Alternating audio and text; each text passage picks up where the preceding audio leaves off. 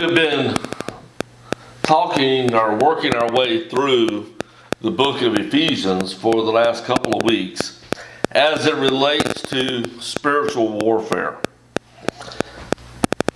And we've talked about the fact that there are battles that we have got to face, even though Jesus has already won the overall war. But there are still skirmishes, there are still individual battles that must be fought.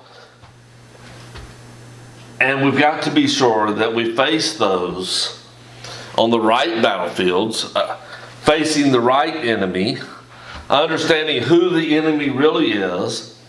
And so we go through these struggles, these challenges of life, trying to figure out how to fight a spiritual battle in a physical world. Last week we saw that God did not intend for us to be alone or even with Him only in this battle, but He instead gave us the church. He gave us fellow Christians to support and to encourage and to uplift us as individuals. And yet we have to realize that the battle is still fought as individuals. But the church's role is to support us as individuals in living out and in fighting those battles, while at the same time, the way that we fight those battles determines how we fulfill our role within the church, one affecting the other. So this morning we pick up and we begin looking at Ephesians chapter 4, and we're going to begin with verse 17 and work our way through this and look at this, getting the overall picture of what an individual battle is all about. So look with me if you would, Ephesians chapter 4, beginning with verse 17. So I tell you this and insist on it in the Lord, that you must no longer live as the Gentiles do in the futility of their thinking. They are darkened in their understanding and separated from the life of God because of the ignorance that is in them due to the hardening of their hearts. And having lost all sensitivity, they have given themselves over to sensuality, so as to indulge in every kind of impurity. And they are full of greed.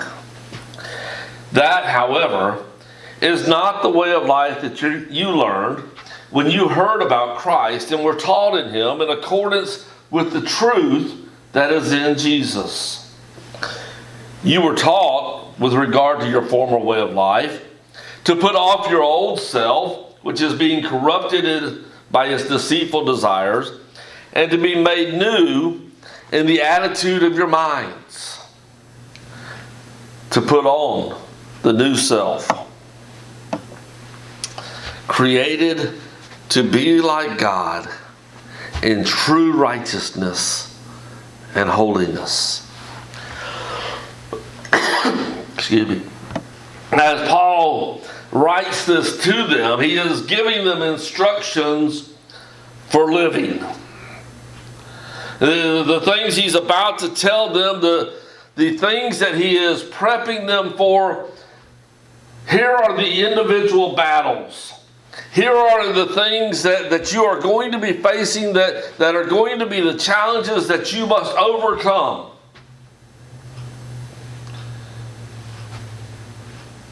And it's not, here are some good ways, maybe you should apply them. Paul says, it's not a suggestion, this is a command. He says, I have to insist in the Lord. That is, by the power and the authority of God, I have to say, you must make there be a difference in the life that you live as a Christian from that of those who do not know God or who have chosen to reject God. Paul says, their lack of knowledge is due to the hardening of their hearts. This is very similar to what he wrote to the Roman brethren in Romans chapter 1 If we look there for just a moment, Romans chapter 1, beginning with verse 18, Paul said, the wrath of God is being revealed from heaven against all the godlessness and wickedness of people who suppress the truth by their wickedness. We had a lesson a couple weeks ago on truth. Being able to identify it. Being able to understand there are absolute truths, and then there are the things that people try to twist and make truth. They call it truth, but it's not. There are absolute truths, and they are found in God. Paul says God's wrath is coming because people are suppressing the truth. They are dealing in wickedness. Verse 19, since what may be known about God is plain to them because God has made it plain to them. For since the creation of the world, God's invisible qualities, His eternal power and divine nature have been clearly seen, being understood from what has been made, so that people are without excuse. God is not trying to hide. God has put Himself on display through everything around us, to the level that we are able to be in the presence of His glory and live. There's coming a time where we will see Him in His fullness, because at that time we'll be able to stand in His presence because of what He's done for us. But for now, there is no excuse for someone not to know and understand there is a God, that He is there, that He is revealing Himself, that He is trying to reach out and draw you in. But Paul says, verse 21, but although they knew God, they neither glorified Him as God nor gave thanks to Him. But their thinking became futile, and their foolish hearts were darkened. And although they claimed to be wise, they became fools and exchanged the glory of the immortal God for images made to look like mortal human beings, and birds and animals and reptiles. And therefore God gave them over in their sinful desires of the hearts to the sexual impurity, for the degrading their bodies with one another. And they exchanged the truth about God for a lie, and worshipped and served the created things rather than the Creator, who is to be praised forever. Amen. Now Paul goes on to talk about some of the problems that came about because of that hardness of heart, but he finishes it up in those next few verses, talking about that God gave them over to a depraved mind so that they would follow the lie. They do what shouldn't be done. And this is the battleground. This is where the spiritual war is won or lost, in the heart and in the mind. In the knowledge of God, the battle is won or lost based on the knowledge of God and how we allow that to guide and direct and affect our lives. The victory is only possible because of what Jesus has done. I can never win the victory in and of myself, but I can sure lose it. I can reject God. I can refuse to allow Him to make a difference in my life. And if I do so, I lose the battle for my soul. Paul talks about a hardening of the heart. That the more the heart is hardened, the less they feel, the less they know God. There are a lot of people out there today who are just trying to feel something.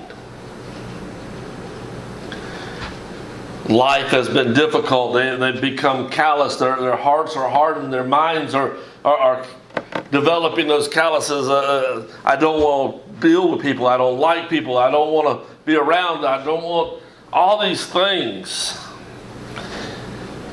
And they just sort of get to a point where they're numb and they don't feel anything, and they want to feel something. There are those who have gotten to the point they don't even care if what they feel is pain. They just want to feel again.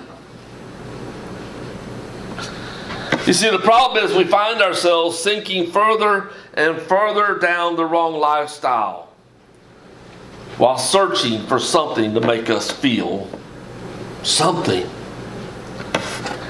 The thrill seeker, he can only ride the same ride so many times. He can only do the same thing so many times before it's no longer a thrill. He's got to have something bigger. He's got to have something bolder, something more dangerous to get that adrenaline rush so that he can feel that thrill again. Same thing is true about drugs and alcohol. It's never the same amount that it starts with. To get the same feeling, it always ends up having to have more and more and more. We do it with relationships and all sorts of other things. What Paul is describing is a cycle, a circle of life that says that the less that I know about God, the less I feel because I'm calloused, I'm hardened. And the less I feel, the more I want to feel something, but I try to fill that missing, that void with something other than God. And the more that I search for something other than God, the more my heart becomes calloused. The more my heart becomes calloused, the less I know about God, and the circle begins again.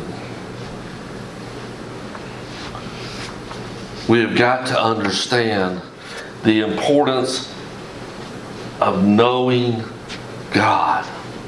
The psalmist speaks of it in Psalm chapter 19.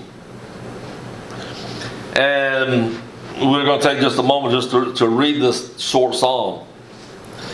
Because David lays it out before us of the value, of the importance of knowing God and His ways. He says, the heavens declare the glory of God. The skies proclaim the work of His hands. Day after day they pour forth speech. Night after night they reveal knowledge. They have no speech, they use no words, no sound is heard from them, and yet their voice goes out into all the earth. Their words to the ends of the world. In the heavens God has pitched His tent for the sun. It's like a bridegroom coming out of his chamber, like a champion rejoicing in his course. It rises at one end of the heavens and makes its circuit to the other, and nothing is deprived of its warmth. And David's saying the same thing Paul was saying in Romans chapter 1. God is there to be seen. Everything in nature shouts it out, even though it has no real voice. Verse 7. The law of the Lord is perfect, refreshing the soul. That doesn't sound like a heart that's hardening, does it? That's a heart that's being refreshed, a heart and mind that's being softened. He says, the law of the Lord is perfect, refreshing the soul. The statutes of the Lord are trustworthy, making wise the simple.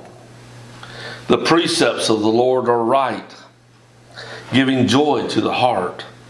The commands of the Lord are radiant, giving light to the eyes.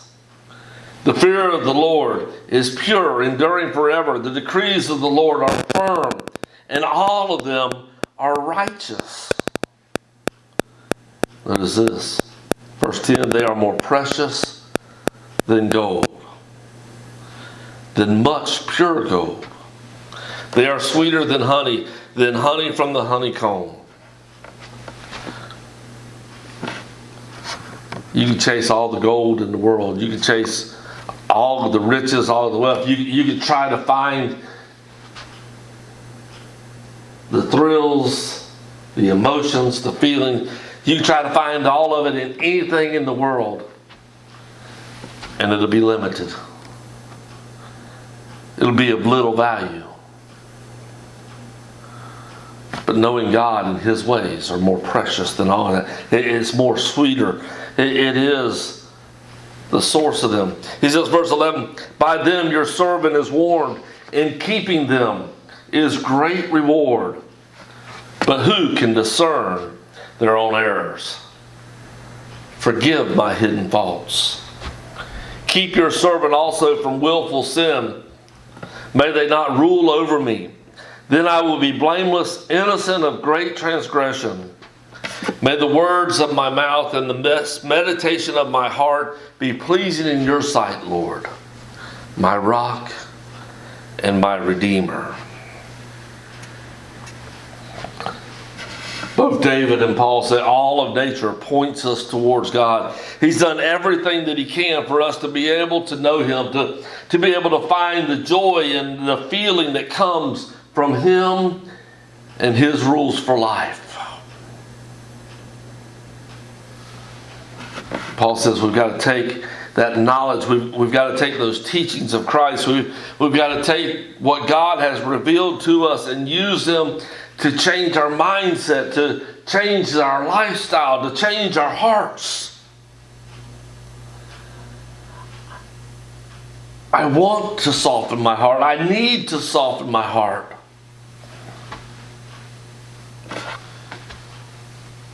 The interesting thing Paul brings out in the next few verses, though, is where we begin to really see these individual battles fought. We're not going to deal on them in the specifics today. We're going to look at this again in the overview. We'll deal with the specifics next week. But read with me Ephesians 4, beginning verse 25. Therefore each of you must put off falsehoods and speak truthfully to your neighbor, for we are all members of one body. In your anger, do not sin. Do not let the sun go down while you are still angry. Do not give the devil a foothold. Anyone who has been stealing must steal no longer, but must work, doing something useful with their own hands, that they may have something to share with those in need. Do not let any unwholesome talk come out of your mouths, but only what is helpful for building others up according to their needs, that it may benefit those who listen. And do not grieve the Holy Spirit of God, with whom you were sealed for the day of redemption. Get rid of all bitterness, rage, anger, brawling, and slander, along with every form of malice. Be kind and compassionate to one another, forgiving each other just as in Christ God forgave you.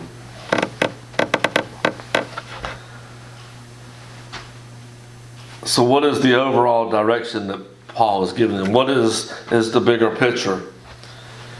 It is to know God, to feel that which is meaningful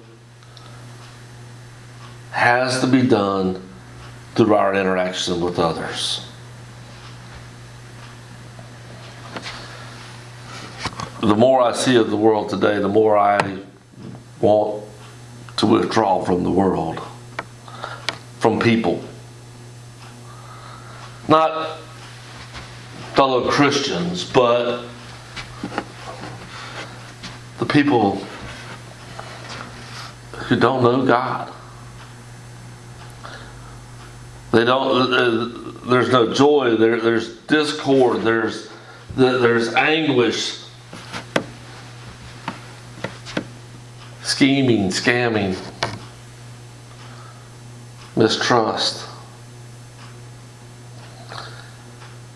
And it calluses our heart. It makes us begin to think everybody's like that. And even we start taking on that mentality of the world. We even start looking, we start seeing the flaws in our fellow Christians, and we have those blinders to see our own. And we begin to become callous towards one another.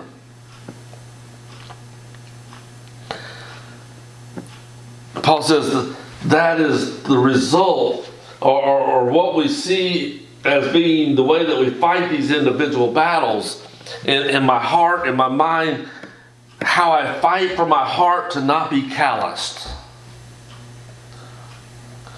is determined and reflected by how I interact with God and how I interact with others.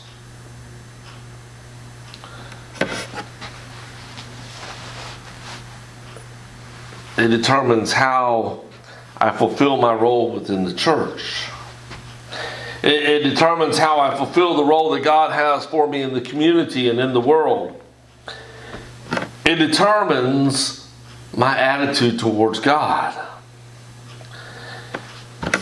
And the way that I treat those around me, that is a reflection of my real attitude towards God. Notice what John writes in 1 John chapter 4, verse 16. This will be our last passage for this morning.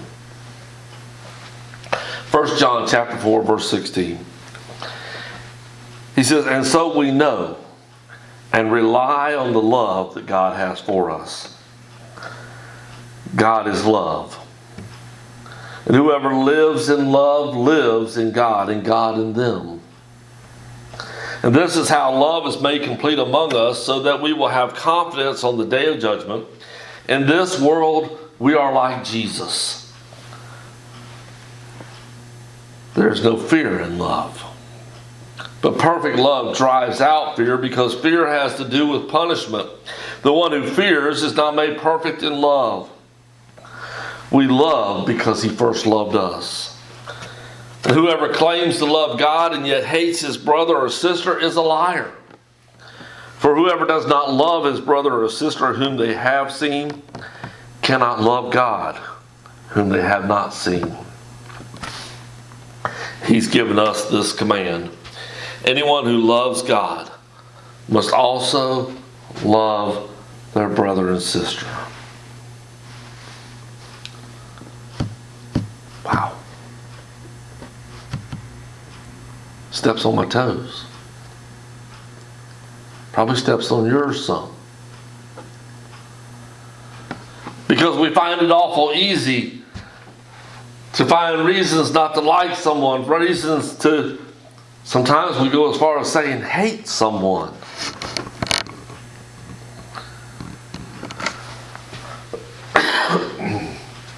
And there's a difference between not liking someone's actions and not liking the person or hating the person. But we blur that line.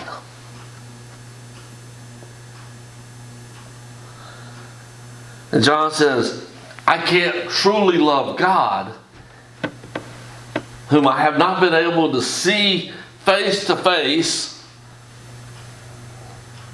who I've only experienced in this peripheral view, if I can't even figure out how to love the person in front of me.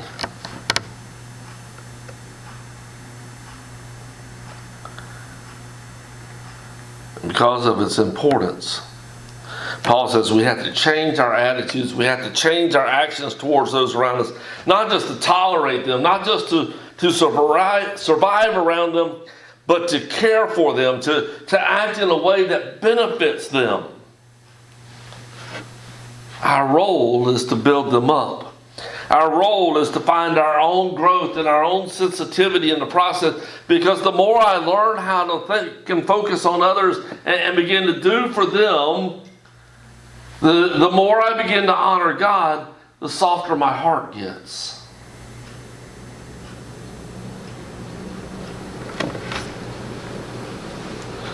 The more I'm able to do what God calls me to do, to show my love for Him and my love for others. Jesus said 2 greatest commands. Love the Lord your God with all your heart, with all your soul, with all your mind. The second is love your neighbor. That is the battleground. We've got to fight it as individuals. Nobody can fight and make the choices for me. Nobody can force me to do something. Nobody can force me not to do something. They can't make those choices for me. All they do is pressure and influence and one way or the other. I've got to fight my battle. You've got to fight yours. But fight it knowing God has won the war. All we've got to do is get through the individual skirmishes. We've got to keep God right there in sight and stay right beside Him and right there, and He'll take care of it all. If we'll just follow His lead. Next week we'll look closer at the specifics of some of the things that we read today, plus some more that Paul's got to say. And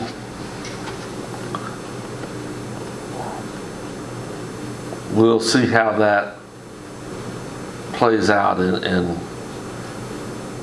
how we have to fight and win these individual battles. Lessons yours for today. May God bless you. May He soften your heart. And may you follow Him to victory.